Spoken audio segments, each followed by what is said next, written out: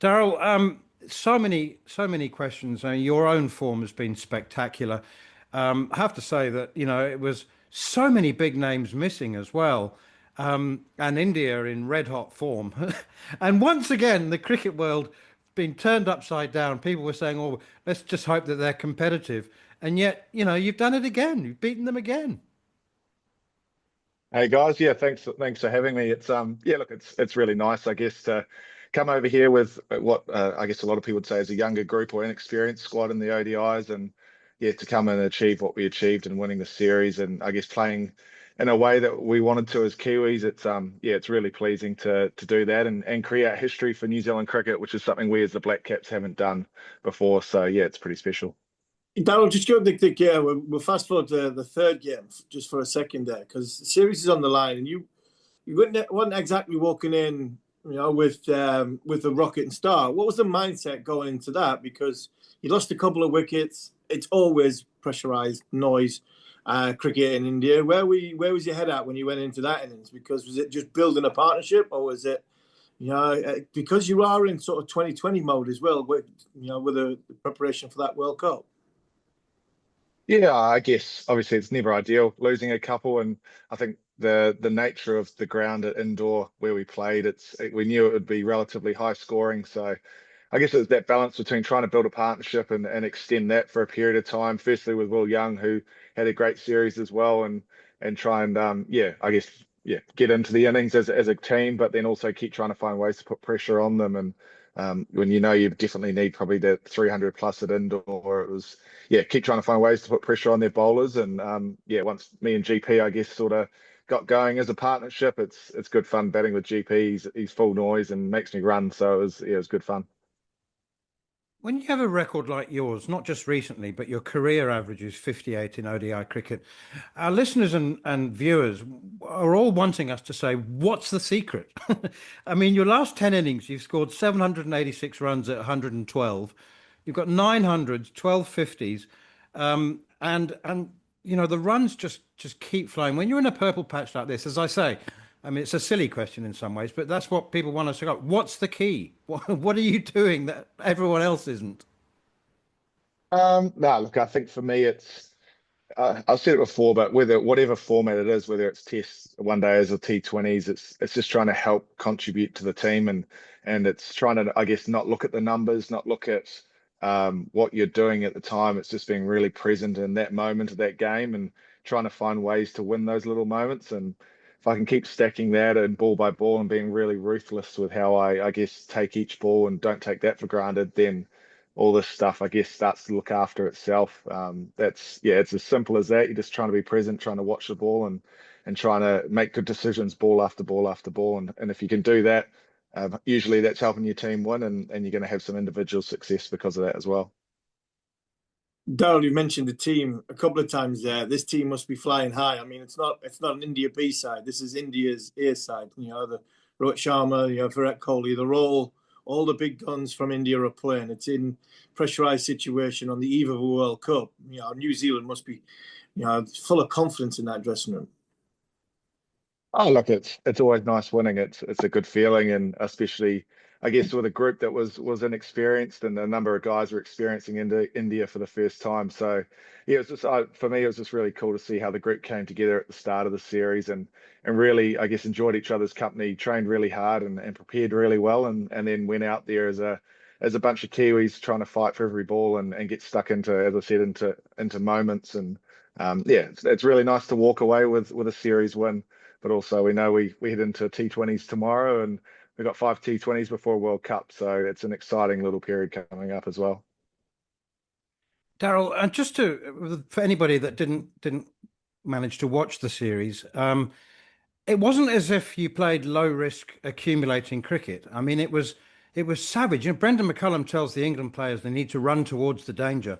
Well, you ran towards Kuldeep Yadav. I mean, Kuldeep was the danger man, and you've just taken him down. I mean, it was the planning and the meticulous execution of those plans. There was a time, dare I say, that you were thought not to be very good against spin. You're the slayer of spin now.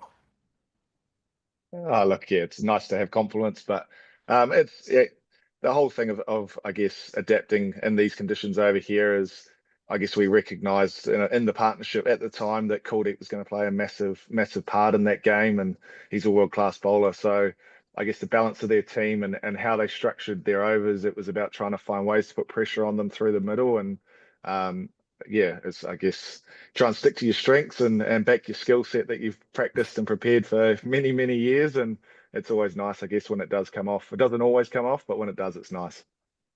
And going into the T20s, what confidence do you take? What elements of that 50 over format which you played and you won the series of do you take into that T20 format, which is, say, 5 very intense games, and then obviously with one eye on what's going to happen sort of February, March in the World Cup?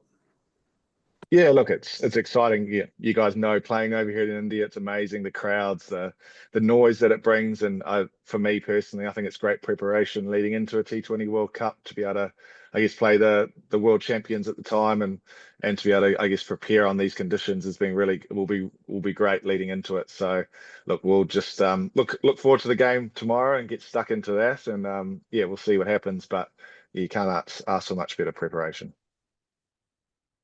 Traditionally, at the height of New Zealand's great successes, there was a core group, quite a small core group of, 12, 13, 40, 15 players maybe, who could get the job done at international level. These days, it just seems like a production line. I mean, every time Jaden Lennox and Christian Clark, there would have been people going, "Oh, who are they?" And yet they just walk into international cricket and look at home. Has the landscape of New Zealand cricket now finally changed? I mean, there's just so many quality cricketers coming through. That wasn't always the case. Yeah, look, it's really pleasing to see, I guess, a number of guys step up when they get opportunities. And look, I think it just we're very lucky that we've had a generation of the likes of Kane and Tim Southey and Trent Bolt that my generation's been allowed to learn off coming into the team. And I guess it's about us now making it easy for the next crop to come in as well and make them feel at home whenever they put that silver fern on. So yeah, it's awesome to see though the likes of Christian Clark, even Zach Folkes, who's played a lot of cricket this summer. For him to do what he does, both with bat and balls, really cool to see. And yeah, it bodes well, I guess, for the Black Caps for the future, but it also shows the strength that we do have at home. And who knows? I'd say a few more guys might be getting some franchise opportunities around the world, and maybe one day we might even have our own tournament at home in New Zealand as well. Yeah, you mentioned that. What are you thinking of that? Do you think this is the perfect time? You've just mentioned, half a dozen names. Man has mentioned half a dozen names there. We've seen some players come through. We've seen some players emerge in sort of the T20 Blast in England. Is it now the strike while the iron's hot? You've been in India both test and one days, and if you win this, T20 format, is it the perfect time for New Zealand to get their franchise tournament and all of a sudden say, look, we've got some unbelievable cricketers in one of the greatest parts of the world? Yeah, look, I think yeah, it'd be awesome to have something at home.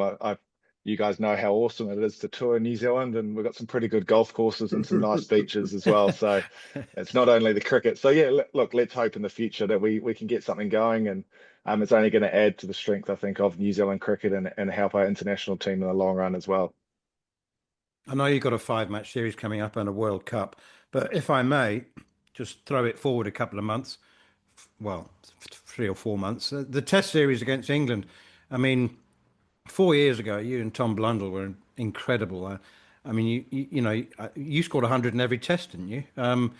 It was a phenomenal test series, and yet you lost.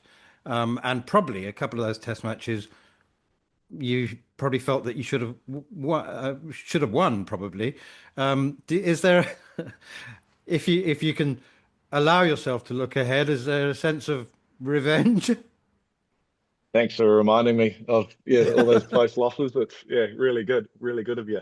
No, look, it's exciting. I think it's definitely something when you see on the calendar coming up that you have 3 tests in England and the first two at Lords and the Oval is going to be cool. So yeah, looking forward to getting over there and being part of that again. Playing in England's cool. I love the crowd, how they, you get the chance, you get the abuse at times, and yeah, it's good fun. So, and also with my dad living over there in London as well, it'd be nice, I guess, to bring the family and them for the kids to be able to catch up with their granddad as well. So it's going to be a great trip, and yeah, it should be good fun.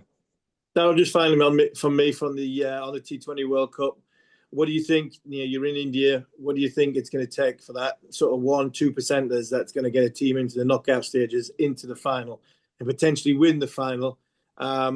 Largely against what would be a very, very, I think, favourite India side in their own back garden. How do you think this T20 tournament's going to be won? Look, I think the strength of ours in many white ball tournaments that have been before is we probably don't look too far ahead, and we don't make it bigger than what it is. We'll concentrate on the first game that we've got coming up against Afghanistan and Chennai, and then we'll worry about the next one after that. And for us, it's making sure we do all the little things really well, both with bat, ball, and especially in the field. Yeah, it's trying to keep it really simple. And if you do those, then hopefully you win one and you win another, and suddenly you're in the mix come the end. But that's how we operate as Kiwis. It's different to other teams around the world, but it seems to work every now and then, so we'll stick with it. Final question, Daryl, and we'll let you go. You mentioned your dad living in London. He's works with England women's rugby. John Mitchell, OBE. Yeah, How does that sound? I'm a bit annoyed he didn't get a knighthood. I'd love to have called him Sir John, but maybe that's after the next World Cup. But no, look, yeah, really, really proud, I guess, for him to be achieving what he's achieving in rugby, and I know he's loving being part of the Roses, and yeah, he's in really, yeah, he just seems like he's really enjoying it, which is cool to see. So hopefully they can yeah, go again in 4 years' time, and we'll call him Sir John, eh?